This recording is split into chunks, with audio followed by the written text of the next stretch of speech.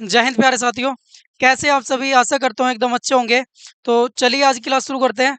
देखिए अभी ये जो हमारी सीरीज चल रही है हिस्ट्री की, इसमें हमने प्राचीन भारत का इतिहास पूरा कर लिया है और अब मध्यकालीन भारत के इतिहास पर हम आ चुके हैं।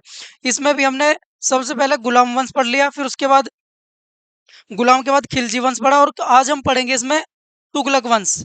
किसके बारे में पढ़ेंगे आज? तुगलक वंश के बारे में। ठीक है, तो ये गुलाम वंश हम पढ़ चुके हैं। इसके बाद हमने खिलजी वंश पढ़ा था, खिलजी वंश। तो आज हम बात करते हैं किसके बारे में? तुगलक वंश के बारे में। देखिए तुगलक वंश की जो टाइम पीरियड रहा वो था 1320 से लेकर 1414 ईस्वी तक। 1320 से लेकर 1414 ईस्वी तक। और इसकी स्थापना जो की थी वो गयासुद्दीन तुगलक ने की थी। गयासुद्दीन तुगलक। किसने करी थी इसकी स्थापना? गयासुद्दीन तुगलक ने।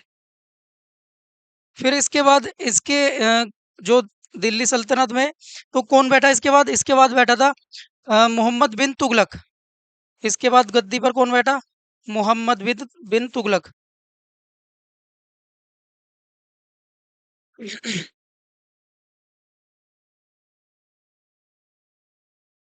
ठीक है, तो अब हम शुरू करते हैं। आज के हम पहले क्वेश्चन पे आते हैं। देखिए, तो मोहम्मद बिन तुगलक के बाद फिर इसके बाद जो बैठा था वो इसका पुत्र था।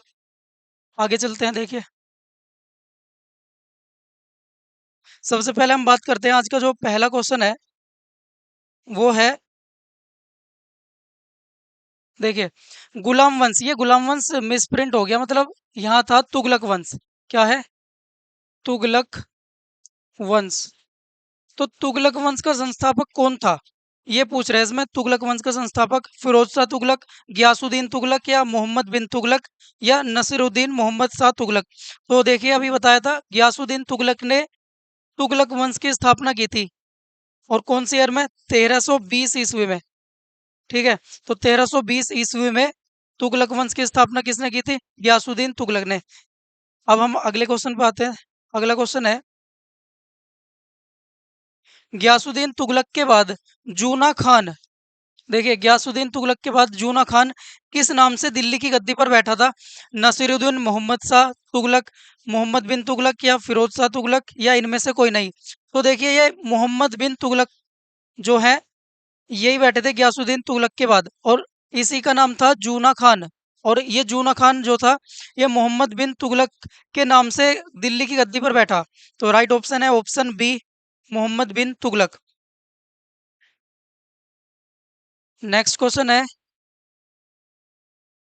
तुगलक वंश के निम्नलिखित सुल्तानों में से किसने चांदी के बजाय तांबे के सिक्के जारी किए थे? फिरोज शाह तुगलक, मोहम्मद बिन तुगलक, या फिर गयासुद्दीन तुगलक, या महमूद तुगलक। तो देखिए पहले चांदी के सिक्के चल रहे थे, उसके स्थान पे इन्होंने किसके सिक्के चलाए थे? तांबे के। ठीक है, तांबे के। तो ये थे मोहम्मद बिन तुगलक। इन्होंने क्या करा था? चांदी के सिक्के के बजाय तांबे के सिक्के का प्रचलन किया था।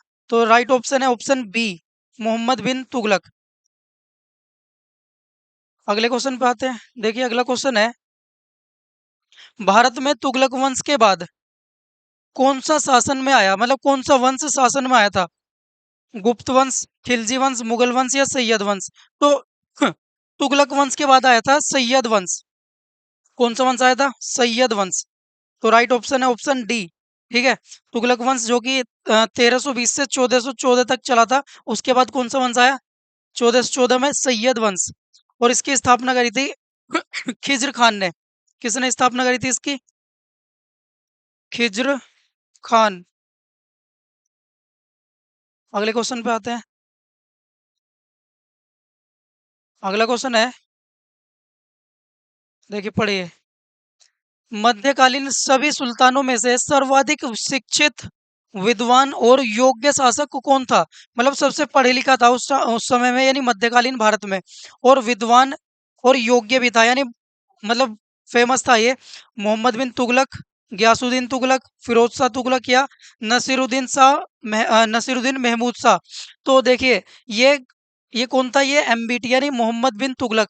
सबसे ज्यादा विद्वान पढ़ा लिखा यही था और योग्य भी था उस समय। तो ये तुगलक वंश से संबंधित है। और सबसे ज्यादा पढ़ा लिखा विद्वान था उस समय का? तो ऑप्शन ए मोहम्मद बिन तुगलक। अगले क्वेश्चन पे आते हैं, देखिए अगला क्वेश्चन है, निम्नलिखित में से किस राजवंश के शासन काल में तैमूर लंग ने भारत पर आक्रमण किया था? यानी तैमूर जो लंग था उसने किस शासक के शासन काल में किया था? मतलब अ, किस शासक के शासन काल में किया था और कौन सा वंश उस समय चल रहा था? देखिए, तो ये खिलजी, तुगलक, गुलाम या सैयद। तो इसने किसके समय में किया था?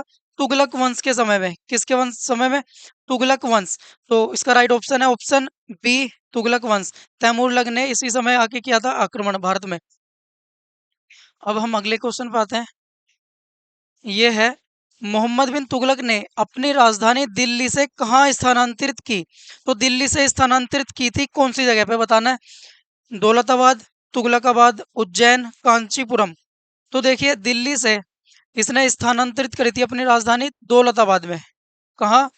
दौलताबाद। तो इसका राइट ऑप्शन है ऑप्शन ए, दौलताबाद। मोहम्मद बिन तुगलक ने ही राजधानी अपनी स्थानांतरित की। इसके बाद आगे देखेंगे, अगला क्वेश्चन है, इब्न बतूता जो कि मोहम्मद बिन तुगलक के शासनकाल में भारत आया था, वो किस देश से संबंधित है? मतलब उस समय जब ये भारत आया था तो किस देश से आया था ये? चीन, मोरक्को, बांग्लादेश या जापान? बहुत मोस्ट इंपोर्टेंट क्वेश्चन है ये। क्या है? Most important question.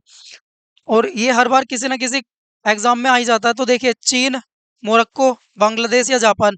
तो ये मोरक्को से आया था। कहाँ से आया था? मोरक्को से। तो ये एक यात्री था जो कि उस समय आया था। तो और इसने एक पुस्तक लिखी थी, इसकी फेमस पुस्तक है इब्न बतूता की रेहला। रेहला। और इसी में मोहम्मद बिन तुगलक के बारे में जानकारी मिलती है, रेहला में। तो इसका राइट ऑप्शन है ऑप्शन बी। अगला क्वेश्चन देखते हैं। अगला क्वेश्चन है क्वेश्चन 9, किसके शासनकाल में दक्षिण में हरिहर एवं बुक्का नामक दो भाइयों ने 1336 ईस्वी में स्वतंत्र राज्य विजयनगर की स्थापना की? मतलब विजयनगर की स्थापना किसने की थी? हरिहर और बुक्का ने। किस ईयर में की थी? 1336 में। और किसके शासनकाल में की थी? मोहम्मद बिन तुगलक, गयासुद्दीन तुगलक, फिरोज शाह तुगलक या फिर नसीरुद्दीन महमूद शाह तुगलक?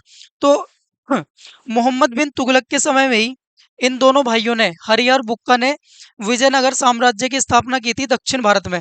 तो इसका राइट ऑप्शन है ऑप्शन ए, मोहम्मद बिन तुगलक। ठीक है। तो ये भी मोस्ट इंपोर्टेंट क्वेश्चन है। मोस्ट इंपोर्टेंट क्वेश्चन सीजीएल में कई बार पूछा गया है। इसके बाद देखिए अगला क्वेश्चन है, ब्राह्मणों पर जजिया कर, ये ब्राह्मणों पर लगा था जजिया कर।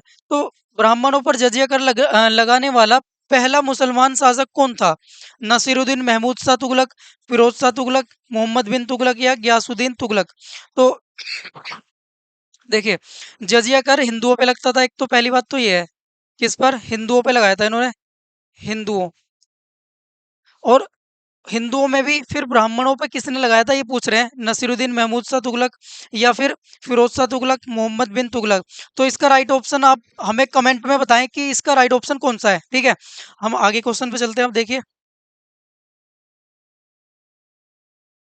अगला क्वेश्चन है, फतुहात ए फिरोज शाही आत्मकथा की रचना किसके द्वारा की गई? तो फतुहात ए फिरोज शाही, क्या है ये? फतुहात ए फिरोज शाही एक आत्मकथा है। और ये किसने लिखी थी? नसीरुद्दीन महमूद शाह तुगलक, फिरोज शाह तुगलक, मोहम्मद बिन तुगलक या फिर गयासुद्दीन तुगलक? तो देखिए, फतुहात फिरोज शाही। तो ये फिरोज शाही मतलब देखिए, फिरोज ये कौन है? फिरोज शाह तुगलक। तो इसी ने अपनी आत्मकथा लिखी थी, इसका नाम है फतुहात फिरोज शाही। तो इसके राइटर कौन है? फिरोज शाह तुगलक। तो राइट ऑप्शन है ऑप्शन बी। अगले क्वेश्चन पे देखिए, अगला क्वेश्चन है, फिरोज शाह तुगलक ने अनाथ मुस्लिम महिलाओं विधवाओं और लड़कियों के लिए मतलब एक विभाग की स्थापना करी थी। वो कौन सा विभाग है? टोपरा विभाग, दीवाने खैरात, दीवाने बंदगान या इनमें से कोई नहीं?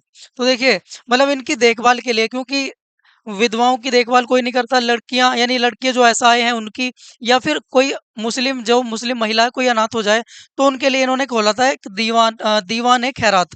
तो एक विभाग था जो कि इनकी देखभाल के लिए खोला गया, दीवान ए खैरात। और ये किसने खोला था? फिरोज शाह तुगलक ने। तो राइट ऑप्शन है ऑप्शन बी। अब हम अगले अगले क्वेश्चन पे आते हैं। देखिए, ये है फिरोज शाह तुगलक द्वारा स्थापित दारुल सिफा क्या था? एक महल, एक कर, हॉस्पिटल, या फिर एक बैंक? तो देखिए, ये एक अस्पताल था।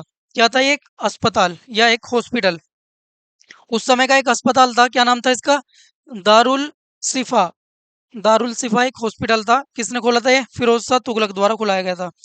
तो राइट ऑप्शन है ऑप्शन सी। अगला क्वेश्चन है और ये आज का लास्ट क्वेश्चन है। देखिए, सैयद वंश का संस्थापक कौन था? देखिए, तुगलक वंश हमने कर लिया खत्म। तुगलक वंश हो गया खत्म, तो इसके बाद आएगा सैयद वंश। तो सैयद वंश का सिर्फ आज एक क्वेश्चन लिया हमने। सैयद वंश का संस्थापक कौन था? खिज्र खान, तैमूरलंग, शाहरुख, या फिर अलाउद्दीन आलम शाह? तो इसकी स्थापना 1414 ईस्वी में खिज्र खान ने की थी। किसने की थी? खिज्र खान ने। सैयद वंश की स्थापना 1414 ईस्वी में। किसमें? 1414 ईस्वी में खिज़्र खान ने सैयद वंश की स्थापना की थी। तो आज का जो हमारी क्लास थी यहीं तक थी। तो आपको हमारा सेशन कैसा लगा आप कमेंट करके ज़रूर बताएं। ठीक है, और अपना पूरा पूरा यानी ख्याल रखें। बाहर हीट वेव्स तो अब वैसे कम हो गई हैं, फिर भी जरूरी काम हो तभी बाहर निकलें, क्योंकि गर्मी अभी भी बहुत है। तो मिलते हैं नेक्स्ट क्लास में। जय हिंद।